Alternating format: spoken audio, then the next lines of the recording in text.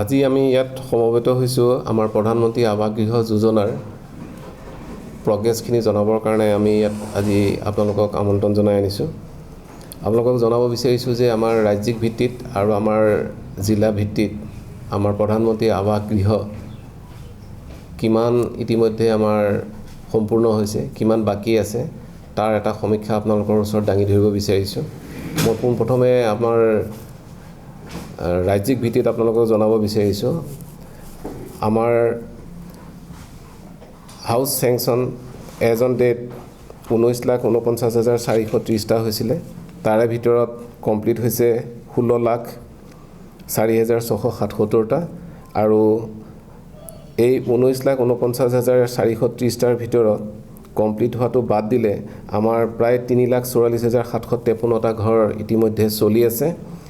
কাম সম্পূৰ্ণ হোৱা নাই, এইটো অনগোয়িং হিচাপে আছে। আৰু যোৱা 30 মাহত অৰ্থাৎ মে' মাহৰ 10 তাৰিখৰ পৰা ডিচেম্বৰৰ 5 তাৰিখলৈকে আমাৰ 12,369টা ঘৰ ইতিমধ্যে আমাৰ কমপ্লিট হৈছে। গতিকে আমাৰ এইটো বৰ সন্তুষ্টিৰ কথা যে আমি 12 লাখ ঘৰ ইতিমধ্যে 30 মাহত সম্পূৰ্ণ কৰিব পাৰিছোঁ।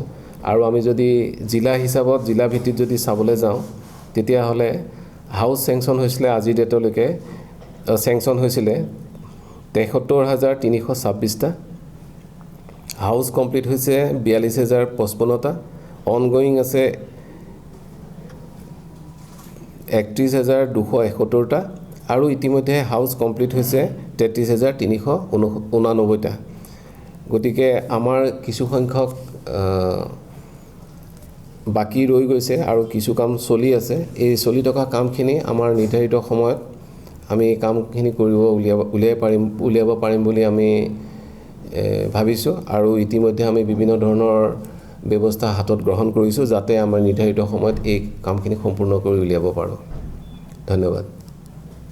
এইটো ডিফাৰেঞ্চ কি ছাৰ? এইটো প্ৰথম পৰ্যায়ত যিটো 19,49,430টা হাউচ চেংচন হোৱাৰ কথা কৈছে আৰু নেক্সট ষ্টেপত দিছে আপুনি 73,000। নাই, সেইটো আমাৰ হেৰি এইটো ষ্টেট লেভেল, এটা ডিষ্ট্ৰিক্ট লেভেল। ডিষ্ট্ৰিক্ট লেভেল আৰু কণ্টিনিউ কৰোঁ নেকি? পিছত কাটি দিব পাৰিব নহয়। আপোনালোকে সুধিছিলে যে যিখিনি অৰ্ধনিৰ্মিত হৈ আছে বহুদিন ধৰি, গতিকে সেই সম্পৰ্কত মই ক'ব খোজোঁ যে আমাৰ আয়ুক্ত মহোদয়ৰ তৰফৰ পৰা আৰু আমাৰ জিলা উপায়ুক্ত মহোদয়ৰ তৰফৰ পৰা বিভিন্ন ধৰণৰ পৰ্যালোচনা চলি আছে। আয়ুক্ত মহোদয়ে আমাৰ প্ৰায় এই সম্পৰ্কে পৰ্যালোচনা কৰি আছে বিভিন্ন স্তৰত আৰু এই কামখিনি কেনেকৈ সমাপন কৰিব পাৰি, তাৰ কাৰণে কি কি ব্যৱস্থা হাতত ল'ব পাৰি, সেই ব্যৱস্থাসমূহ লৈ পেলাই আমাৰ কাৰণ কিছুমান 45 দিন উকলি যোৱাৰ পিছতো ঘৰ অৰ্ধনিৰ্মিত হৈ আছে বা কিছুমান 90 দিন উকলি যোৱাৰ পিছতো কাম সম্পূৰ্ণ হোৱা নাই। ঠিক তেনেদৰে ক'ৰবাত আমাৰ বছৰ উকলি যোৱাৰ পিছতো কাম সম্পূৰ্ণ হোৱা নাই কিছুমান বিশেষ কাৰণত। সেই সম্পৰ্কে ইতিমধ্যে আয়ুক্ত মহোদয়ে আমাক কিছুমান নীতি নিৰ্দেশনা জাৰি কৰি দিছে। আমি সেই ভিত্তিত আমি আমাৰ কিছুমান ব্যৱস্থা ইতিমধ্যে আমি হাতত লৈছোঁ আৰু সেই ব্যৱস্থাপনাৰ যোগেদি আমি নিৰ্ধাৰিত সময়ত আমাৰ 2024 চনৰ 15 আগষ্টৰ আগে যিটো আমাৰ সংকল্প আছে যে আমি ঘৰ সম্পূৰ্ণ প্ৰত্যেকৰে একোটা সুন্দৰ ঘৰ হয় যাতে, তাৰ যি সংকল্প আছে সেইটো যাতে আমি সম্পূৰ্ণ কৰিব পাৰোঁ, তাৰ কাৰণে আমি ইতিমধ্যে ব্যৱস্থা গ্ৰহণ কৰিছোঁ। ধন্যবাদ। বেনিফিচিয়াৰী যিটো SCCC data 2011 based on date census যিটো ৰিপৰ্ট থাকে তাৰ ওপৰতে আমাৰ চিলেকশ্যন হয় আৰু তাত ৱেটিং লিষ্টটো থাকে। তেনেকৈ পৰ্যায়ক্ৰমে ৱেটিং লিষ্টত থাকি আমাৰ SCCC ডাটা 2011ক বেছ কৰি পেলাই আমাৰ বেনিফিচিয়াৰীখিনি হিতাধিকাৰীখিনি নিৰ্বাচিত কৰা হয়। এই লিষ্টখিনিতো এনেই গ্ৰাম সভাত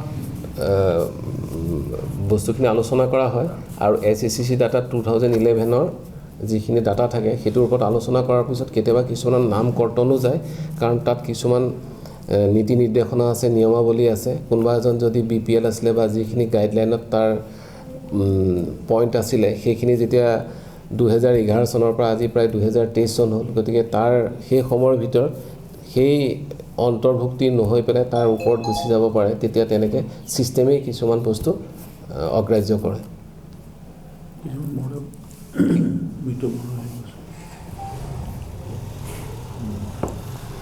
ক্ৰাইটেৰিয়া আৰু আছে নেকি বেনিফিচিয়াৰী চিলেকশ্যন হ'ব লাগিলে কিবা ক্ৰাইটেৰিয়া আছে? বেনিফিচিয়াৰী চিলেকশ্যন হ'ব লগাটো থাকিলে তেনেকুৱা থাকেই। আপোনাৰ দুচকীয়া বাহন থাকিলে তেওঁ নিৰ্বাচিত হ'ব নোৱাৰে। যদি তেওঁ APL হয় তেতিয়া নাপায়। ঘৰত যদি চাকৰিয়াল থাকে তেতিয়াহ'লে তেওঁ নাপায়। গতিকে দেখা যায় যে 2011 চনৰ চেঞ্চাছৰ যিটো সমীক্ষা, সেই সমীক্ষাৰ পিছলৈ এই প্ৰায় সুদীৰ্ঘ কালত আপোনাৰ প্ৰায় 12 বছৰ নহয় জানো, 12 বছৰ কালত বহুতৰ APLৰ পৰা BPLৰ পৰা APLলৈ যায়। কাৰোবাৰ দুচকীয়া বাহন আহি পেলাই ঘৰত থাকেহি, কাৰোবাৰ ফ্ৰিজ থাকে। এনেকুৱা আমাৰ যিখিনি তাত আছে সেইখিনি চাই পেলাই আমাৰ পিছত আকৌ যেতিয়া চিলেকশ্যন হয়, গাঁও সভাত আলোচনা হয়, তাৰ পিছতো এটা ভেৰিফিকেশ্যন হয়। ধন্যবাদ। बारगासिनो बेसेन नाङा जासे 2 लिटार पेट्रल, गंनै हेलमेट, सीट कभार, 12 टाइम्स वाशिं कुपन मोननो हागोन।